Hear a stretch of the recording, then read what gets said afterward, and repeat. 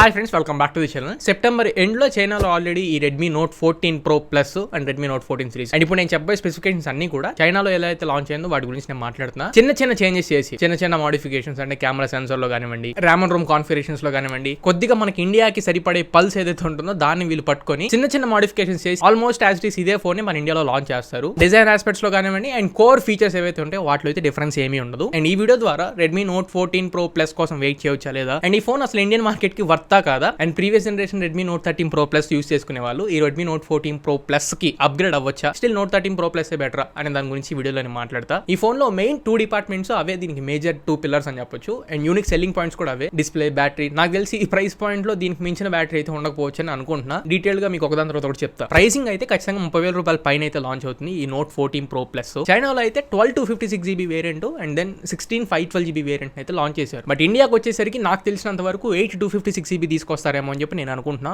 ఆర్ఎల్స్ 8-128 తీసుకొచ్చిన ఆశ్చర్యపడక్కర్లా. సో 8-128 కొంచెం కష్టమే. ఎందుకు ఈ మాట అంటున్నాను అనేది స్పెసిఫికేషన్స్ అంటే ప్రాసెసర్ వీటి గురించి నేను మాట్లాడేటప్పుడు మీకు అర్థమవుతుంది. ఈసారి మాత్రం కొంచెం రెడ్మీ బిల్డ్ క్వాలిటీ మీద ఎక్కువ ఫోకస్ చేసింది. అలానే ఐపీ రేటింగ్స్ పరంగా కూడా OPPO F25 Pro ప్లస్ మనం చూసే ఉన్నాం. IP69 వాటర్ రెసిస్టెంట్ వచ్చింది. అంటే అరౌండ్ ఒక 2 meters డెప్త్ లో మనం ఒక రోజంతా వదిలేసినా కానీ ఫోన్ కి వాటర్ డ్యామేజ్ అయితే అవ్వదు. ఇది సైడ్ అయితే పాలీకార్బనేట్ ఫ్రేమ్ తో వస్తుంది. మెటల్ ఫ్రేమ్ అయితే వీళ్ళేం తీసుకురావట్లేదు. పాలీకార్బనేట్ ఫ్రేమ్ కొంచెం క్వాలిటీ ఉంటుంది. అండ్ ఫ్రంట్ మాత్రం Corning Gorilla glass Victus 2 protection use చేస్తున్నారు. Previous generation Redmi Note 13 Pro Plus లో కూడా ఇదే ప్రొటెక్షన్ ఉంటుంది. అండ్ బ్యాక్ సైడ్ చూసుకుంటే గ్లాస్ బాడీతో వస్తుంది. ఇది Corning Gorilla glass 7i protection తో వస్తుంది. ఫ్రేమ్ కూడా మెటల్ ఇచ్చేసి ఉంటే బాగుండేది. ఇందాక నేను చెప్పినట్లు ప్రాసెసర్ గురించి మాట్లాడితే స్నాప్డ్రాగన్ 7s Gen 3 ప్రాసెసర్ తో వస్తుంది. ఈ ప్రాసెసర్ మీకు 25,000 అరౌండ్ ఆ ప్రైస్ లో ఎక్స్పెక్ట్ చేసే ప్రాసెసర్ ఇది. క్యాపబిలిటీస్ కూడా 30,000 రూపాయల దగ్గరలో డామినేట్ చేసే క్యాపబిలిటీస్ అయితే దీనికి ఏమి ఉండవు. In fact 4K 60 FPS front 4K recording ఇలాంటి పెద్ద క్యాపబిలిటీస్ అయితే ఏమీ ఉండవు. But and to scores and primary clocking speeds మాట్లాడితే ఇది 2.5 GHz ప్రైమరీ క్లాకింగ్ స్పీడ్ తో వచ్చింది.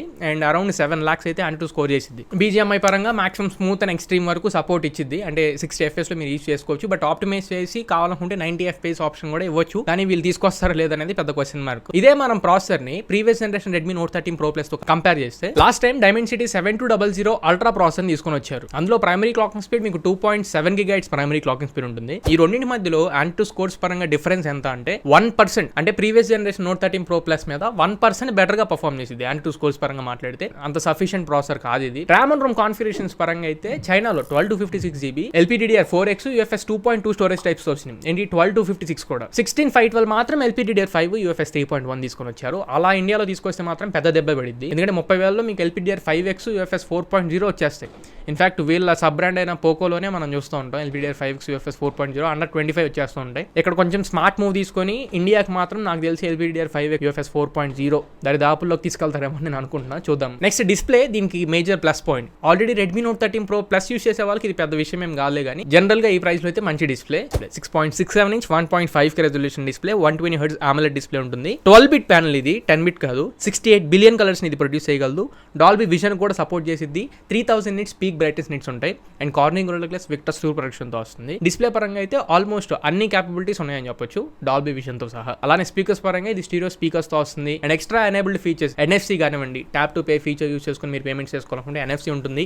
IR బ్లాస్ట్ ఉంటుంది. ఎలక్ట్రానికల్ డివైస్ ఏమన్నా మీరు రిమోట్ కంట్రోల్ ద్వారా కంట్రోల్ చేసుకోవాలనుకుంటే IR సెన్సార్ కూడా ఉంటుంది. ఇబ్బంది ఏం లేదు. అలానే ఇంకా నెట్వర్కింగ్ పరంగా ఇందులో 11 5G బ్యాండ్స్ ఉన్నాయి చైనీ వేరియంట్ లో అయితే. ఇండియా కూడా మోస్ట్లీ 11 5G బ్యాండ్స్ కానీ ఆర్ఎల్స్ 14 5G బ్యాండ్స్ కానీ తీసుకొచ్చే అవకాశం ఉంది. అండ్ బ్లూటూత్ వర్షన్ 5.4 తో వస్తుంది. అండ్ Wi-Fi 6 సపోర్ట్ తో వస్తుంది. So networking and Wi-Fi Bluetooth వీటి పరంగా కూడా ఇబ్బంది ఏమి అనిపించదు. అండ్ ఇప్పుడు కెమెరాస్ గురించి మాట్లాడుకుందాం. Rare side triple camera setup ఉంటుంది. ఇక్కడ కొంచెం డౌన్ గ్రేడెడ్ అని చెప్పొచ్చు. లాస్ట్ టైం మీకు Redmi Note 13 Pro plus 200 megapixel camera కనబడింది. బట్ ఈసారి 50 మెగాపిక్సెల్ ప్రైమరీ కెమెరా. నంబర్ తక్కువైంది బట్ అవుట్పుట్ మనం చూడాలి. నా వరకు అయితే అవుట్పుట్ కూడా అంత రేంజ్ లో ఉండిద్దని నేను అనుకోవట్లా. ఎందుకంటే ప్రైమరీ రీజన్ దీని సెన్సర్ లైట్ ఫ్యూజన్ 800 సెన్సార్ అని చెప్పని తీసుకుని వస్తున్నారు. ఈ లైట్ ఫ్యూజన్ 800 సెన్సార్ అనేది ఓమ్ని విజన్ సెన్సార్ కి రీబ్రాండెడ్ సెన్సార్ అనమాట. అంటే సేమ్ సెన్సార్ ని పేరు మార్చి తీసుకొని వచ్చారు. మనకు కొంచెం వినడానికి వినసొంపుగా ఉండడం కోసం. రైట్ నో మార్కెట్ లో 100 LYT 800 సెన్సార్లు, LYT 700, LYT 600 సెన్సార్స్ యూస్ చేస్తుంటే బట్ ఈ సెన్సర్స్ పరంగా నేను ఎక్స్పెక్ట్ చేసేది అయితే చైనాలో కాబట్టి ఓమ్ని విజన్ తీసుకొని ఉండొచ్చు. ఇండియా పల్స్ మాత్రం సోనీ సెన్సర్స్ మీద ఎక్కువ ఉంటుంది. పబ్లిక్ సోనీ సెన్సర్స్ ని ఎక్కువ ఎక్స్పెక్ట్ చేస్తుంటారు. మేబీ ఈ వీళ్ళు చేసే కొన్ని చేంజెస్ లో ఖచ్చితంగా ఈ కెమెరా సెన్సర్ దగ్గర చేంజ్ చేస్తారేమో నేను ఎక్స్పెక్ట్ చేస్తున్నా. ఎందుకు రెడ్మీ ఓమ్ని విజన్ సెన్సర్ వైపు వెళ్ళిందో నాకు అర్థం కాలేదు. మేబీ ఆప్టిమైజేషన్ లో వీడియో చూపిస్తారేమో. అండ్ టెలిఫోటో లెన్స్ అయితే 50 మెగాపిక్సెల్ కెమెరా ఉంది. ఇక్కడ Samsung Samsung JN1 sensor use చేశారు. ప్రైమరీ సెన్సర్ కంటే కూడా టెలిఫోటో లెన్స్ చాలా మంచిగా పర్ఫామ్ చేస్తున్నాయి. 1x 2x 2.5x లో మనం 3 డిఫరెంట్ టైప్స్ ఆఫ్ ఫోటోస్ తీసుకోవచ్చు. మోర్ ఓవర్ 5x లో కూడా టెలిఫోటో షాట్స్ తీసుకోవచ్చు. 2.5x 5x రెండింటిలో కూడా చాలా బాగా మంచి ఫోటోస్ అయితే క్యాప్చర్ చేస్తుంది. టెలిఫోటో లెన్స్ పరంగా జస్టిస్ చేసింది. అండ్ ఇంకా wide angle camera 8 megapixel camera, ఇది సోనీ IMX355 సెన్సర్ తో వస్తుంది. అండ్ ఇంకా ఫ్రంట్ ఫేసింగ్ కెమెరా 20 మెగాపిక్సెల్ కెమెరాతో వస్తుంది. ఇది OmniVision OV20B సెన్సర్ తో వస్తుంది. ఈ OmniVision పార్ట్నర్షిప్ నాకు అర్థం కాల. అండ్ ఇంకా వీడియో రికార్డింగ్ క్యాపబిలిటీస్ పరంగా మాట్లాడితే 4K 30fps లో రేర్ సైడ్ కెమెరా యూస్ చేసి రికార్డ్ చేసుకోవచ్చు. ఫ్రంట్ అయితే maximum 1080p 30fps, rare side camera 4K 60 ఇచ్చుంటే బాగుండేది. 1080p 60 ఉండొచ్చు. క్యాపబిలిటీస్ 30,000 రూపాయలు పైన పెట్టినప్పుడు కొంచెం ఎక్కువగా ఎక్స్పెక్ట్ చేయొచ్చు. బట్ ఇంకా ఫైనలీ బ్యాటరీ గురించి మాట్లాడితే ఇందులో 6200 mAh మ్యాసివ్ బ్యాటరీ వస్తుంది. కాకపోతే charger last time Redmi Note 13 Pro Plus లో 120 వాట్ చార్జర్ వచ్చేది. ఈసారి 90 వాట్ చార్జర్ కి వీళ్ళు తగ్గించారు. బ్యాటరీ mAh పెరిగింది, ఛార్జింగ్ స్పీడ్స్ అలానే 120 వాట్ ఇచ్చేస్తుంటే బాగుండేది. బట్ 90 వాట్ కి డౌన్ గ్రేడ్ చేశారు. అక్కడ కూడా కొద్దిగా some sort of question. But size and wait distribution అయితే మీకు ఆల్మోస్ట్ Note 13 Pro Plus ఉన్నంతే ఉంటుంది అంటున్నారు. ఎందుకంటే బ్యాటరీలో యూస్ చేసిన టెక్నాలజీ వేరే, లోపల ఉండే కాంపోనెంట్స్ వేరే. సిలికాన్ బేస్డ్ కార్బన్ మెటీరియల్ తో డెవలప్ చేసింది బ్యాటరీ ఇది. అంటే EV వెహికల్స్ మనం చూస్తాం కదా, ఆ టెక్నాలజీతో బిల్డ్ అయిన బ్యాటరీ ఇది. ఒక ఫుల్ వర్కింగ్ డే కంటే ఎక్కువ బ్యాటరీ వస్తుంది అన్నట్లు ఎక్స్పెక్టేషన్స్ ఉన్నాయి. సో ఇవి ఓవరాల్ గా Redmi Note 14 Pro Plus గురించి కంప్లీట్ ఇన్ఫర్మేషన్. నా వరకు మాత్రం